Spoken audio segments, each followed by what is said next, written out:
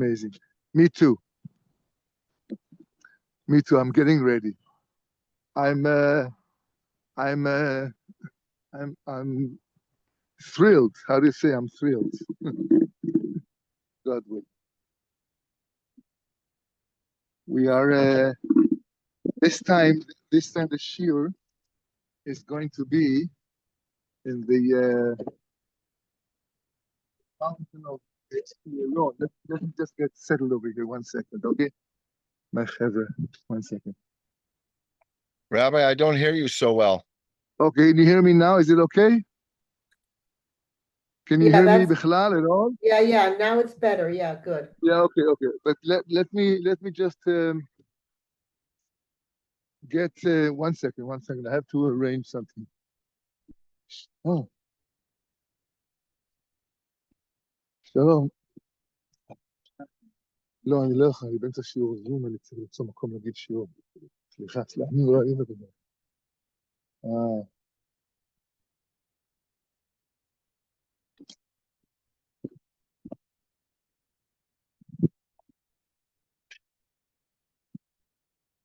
Give me 1 second.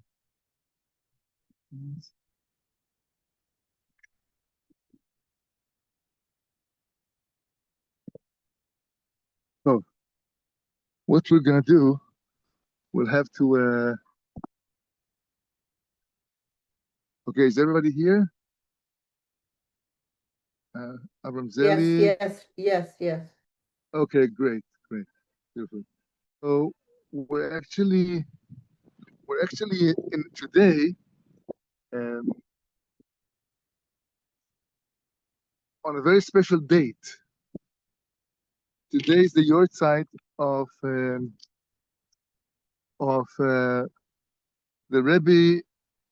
Rabbi Melech from Lizhansk. And just before I forget, to tell you that tomorrow is going to be the yortzeit of Rashi. Rashi was the greatest commentator for the Torah, for the Gemara. The Rabbeinu, Rav Nachman is calling Rashi the Torah's brother of the Torah, because he actually brought it, he made it accessible. He made the Torah accessible to everyone. And so we owe a lot to Rashi. Rashi has a few interesting stories about Rashi.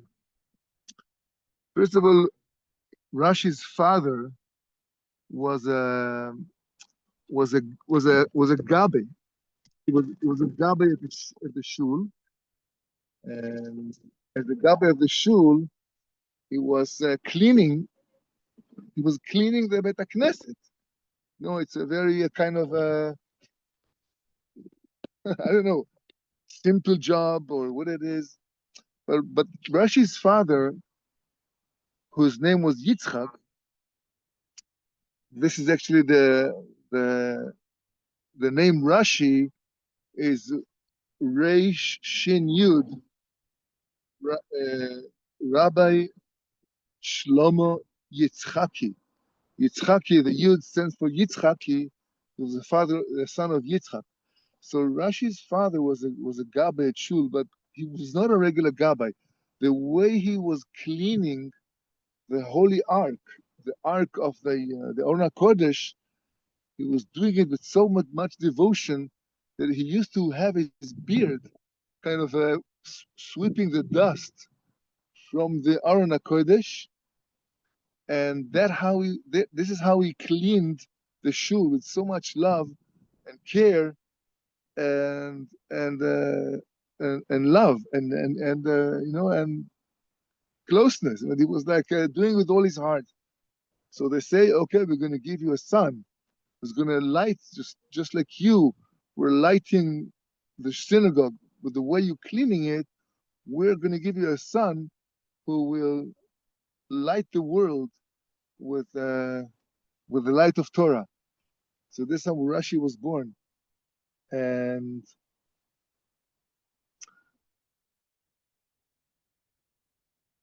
Rashi is an interesting guy.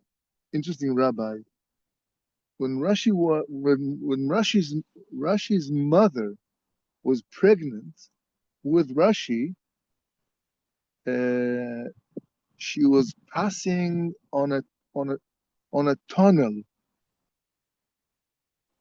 In those days, there was only wagons and horses and wagons, and she was passing on the sideway of the tunnel, and there was a big chariot, big cart, heavy and huge, that was just about to smash the woman, Rashi's mother, with Rashi in her womb, and there was no other way for the cart to go. And if there wasn't any miracle happening, which happened, then Rashi's mother with Rashi was not were killed. But what happened is, because it was a very narrow tunnel, a miracle happened, and the wall of the side wall of the tunnel got like they became like a niche inside in the wall of the tunnel. There became a niche miraculously, and she was able to slide to get into that niche, and the wagon just passed her, and he was saved. Rashi begins the commentary over the Torah and the Parshas Bereshis, and he brings a word. It says, Bereshis bara Elokim es hashamayim ve'es haaretz. Hashem created the world, the heaven and the earth in the beginning, Bereshis. And Rashi brings a word. His first words of the commentary on the Torah, Amar Rabbi Yitzchak, said Rabbi Yitzchak, and Rashi brings a word from Rabbi Yitzchak that he actually explains why the Torah starts with the word Bereshit, wants to tell us that Hashem is the owner of the world. He created it. He has the ownership on the world. He can give the land to whoever he wishes, and he can take the land from whoever he gave it to and give it over again to whoever he wishes. This is the word that Rashi brings on behalf of Omar Rabbi Yitzchak, and he wants to teach us that Eretz Israel belongs to Am Israel. The land of Israel belongs to the nation of Israel. That's Hashem. It's Hashem's world, Hashem's land. He gives it to whoever he wishes. Okay, so there's one of the commentaries, one of the commentaries on the Torah and upon Rashi. He brings the interesting insight. He says, we went through the whole Talmud. That's how it says this. I think it was the Siftei Chachamim, or one of the commentaries on the Torah. We went over the whole Talmud and the Midrashim and the whole books we could find. We never found this word on behalf on any Rabbi Tzchak in the world. This is not a word or a drasha that is brought from any Rabbi Tzchak, from the Gemara, from the Mishnah, from an Amora and Amorites. Nobody. Who is this Rabbi Tzchak? We couldn't find him in the whole Torah. So brings the Siftei Chachamim, that commentator brings down that this Rabbi Tzchak was Rashi's father. And because Rashi wanted to pay respect to his father, he says, I'm going to ask my father a question, and I'm going to see what my father will answer. And he asked his father a question. Why did the Torah started with the word Bereshis? And Rabbi Tzchak, Rashi's father, gave over this word, and Rashi put it in the beginning of his commentary on the Torah. So that's actually Rashi. There's another beautiful story about Rashi when he went into the prison, but this does not seems to be the story for today. If you want to remind me some other time, we'll talk about Rashi getting in the prison. Rabbi, I'm sorry Since to today, interrupt you. Rabbi, I'm sorry to interrupt you, but sure. I thought that Rabbi Elimelech of Lezhen's yahrzeit is the 21st of Adar, because I follow him. 21st of Adar. The 21st of Adar, Rabbi So Elimelech of Lezhen's. right? Yeah, I think you may be right. And whose yahrzeit is today? That I don't know. I can look. I'll try to look it up. Maybe. Yeah, please look it up. Maybe Reb Zusha from Anipolis, brother. Okay, but I'll since look it we up because started I know when mentioning you look up Elimelech of Lezhen, it says the 21st of Adar, but I'm going to very look good, up who. very good. I was mistaken then. But since I thought the whole day we're holding by the yahrzeit of Reb Melech Milizhans, I brought his book with me, and we're gonna read uh, uh, uh, something very beautiful over here, which actually connects with Rashi's commentary on the Torah. Says the Rebbe Melech Milizhans, who was honored to visit his grave 2 times already. He says that Bereshis bara Elokim es hashamayim ve'es haaretz. So the Rebbe Melech says, Ayen pirush Rashi. Look what Rashi brought down in his commentary on the Torah, which we just spoke about it. I find it hashgacha pratis manyene, interesting heavenly providence that we get to learn about the same subject from 2 different teachings. And Rabbi Elimelech is mentioning here Rashi on the Parshat Bereshis that shows me that we're on the right track. By the way, if you ever get to learn something in your studies and you bump into the same idea several times in several books, I once read a beautiful chizuk that if it happens to you, you have to know this is a message from Shamayim that your Torah learning is desired and welcomed in Shamayim. Because Hashem helped you to look at the same idea, the same word in 2 different places. Good sign. So I feel we're on a good track now. So Okay, now go I ahead and looked see. up, sorry, I'm sorry to interrupt again. Yeah. I just looked it up. Rabbi Moshe Teitelbaum, who was the patriarch of the Hungarian Hasidic dynasties, his yahrzeit is today. Uh-huh. I didn't. Okay. Okay, good. So it's His Hasidic, it's marriage. in the family. I know. Okay. Good for you. Good for you. No, amazing. Thank you for bringing up those beautiful things over the shiurim. So Rashi said that the Bereshis is Bet, the letter Bet, and Reshit. What's Reshit? Reshit means is beginning, and Bet stands for the word Bishvil, for, means for. So for in honor of Reshit, for Reshit. Reshit, everywhere that we found in many places, this describes Israel. Israel are called Reshis, the beginning of the following of Hashem's task was by Israel. Therefore, Israel are called Reshis. So also the Torah also is called Reshit. So the Midrash says that also we're going to add another concept over here, the Bikurim. If you have a first fruit on the tree, you have to specify and give it over to the Beis HaMikdash when the Mikdash is on. So it's also called Bereshis, the beginning of the first fruit. And so we have the Torah is Reshis, we have Am Yisrael is Reshis, and we have the fruits are Reshis. And the Mishnah brings down, says the Rabbi Elimelech of Lizhansk over here, the Mishnah brings that the world is existing in the merit of 3 things.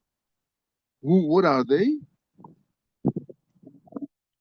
Ala Torah, ala avoida, on the service of the sacrifices, and al gmilus chasadim, of generosity, of chesed.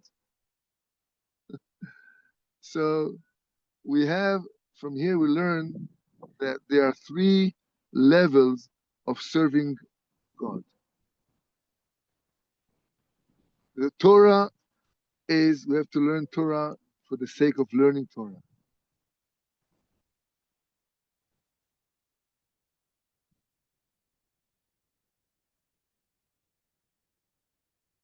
The second level is the avoida, which is the tefillah. So we have Torah, tefillah, and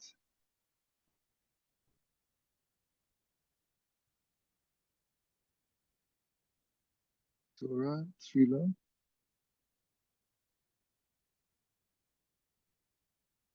So he wants to connect all three things together. And I can't find over here the third thing, third one.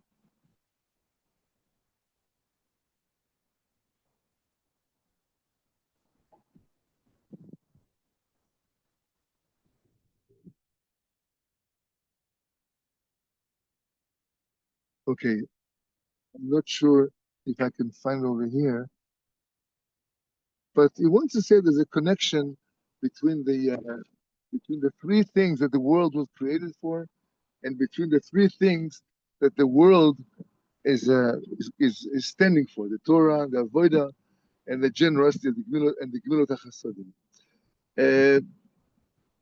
Today, I'm not in Tzfat, I'm in Meron. Meron is the Tzion of Rav Shimon Bar Yochai, where many other sages are also over here. In Meron, we have the sage of Hillel Zaken and Shammai and Rabbi Yochanan, the shoemaker. All these Tanoim were here learning Torah in Meron, taking care of the world, the students of Rabbi Akiva, and it's a great zchut for us as a nation to have such a strong backup, such a strong chizuk behind us, as the sages of the Mishnah, as the forefathers. There's no other nation who have so much deep foundations, just through the generations, through the beginning of creation, that the Am Yisrael is chosen always to serve God and to be there. And if we just think how rich we are, how deep we are, how loved by Hashem we are, I would say we would have been much more happier than we are. Why what's the reason people don't get satisfied or not happy? Because they feel that what they have doesn't work for them, or they don't have enough from what they think they should have had, or they're upset, they're not happy about their life. And it's true, life is not a paradise. Nobody in this world can say that he has everything he needs, everything he wants. Even the rich people who have a lot of money can provide themselves with everything they wish. They have a lot of problems. Nobody's happy and satisfied to the end of his expectations. So when we think about our spiritual richness and the Torah that we were given, and the big zchut we have to be this chosen nation, this should cover everything we have, all the losses, all the lackings that we have. And if we think about it and it doesn't make it for us, we don't feel inspired by that. It means that we are lacking the appreciation of that thing. It doesn't mean that the thing is not big enough. Thing is not big enough to satisfy us, to make us happy. It doesn't say that. It means that our appreciation to that thing is not in the right place. And we have to learn deeper and learn more and ask around. Every rabbi, every person, every scholar, ask around and to tell them, teach me how valuable the Torah is. Teach me how fortunate I am to be a Jew. Teach me how great I should feel being a Yid. I want to learn more. And they will, it's good to learn from everyone. It's good to learn from every scholar. Every scholar can add something to you. Every scholar can give you his perspective and push you a little bit further to reach your tikkun, your perfection, your completion in the world. And it's very, very important. The Gemara says that one of the sages, every time he saw a scholar, he would run to that scholar and he would hug him, he would kiss him, he would, give him the all the love he could, because out of that respect to the scholars, the Talmidei Chachamim, that he loved so much. So it's every rabbi, every scholar that you can find, go ahead, approach him and says, Rabbi, teach me something today. Teach me something new. Teach me something that I don't know. Teach me something that will make me inspired about my Yiddishkeit. I want to get a chizuk, Rabbi. So whatever he's going to tell you a word on the parsha from the Gemara. But overall, you're going to find a great growth from this avoda, this work of investigating with the Chachamim, with the sages. I myself remember that every Rebbe, every important rabbi that I used to meet, I had a question prepared. He says, Rebbe, I have a question. He says, yes, please, what's your question? And I learned a lot. Still have. But I want to give it over to you that you should use this trick to learn more about your Yiddishkeit and to be more happy about it. So again, Shabbos Kodesh, good Shabbos, good Erev Shabbos. Thank you again for coming by. Sorry for the delay. I know I should be on time, but life is stronger than me sometimes.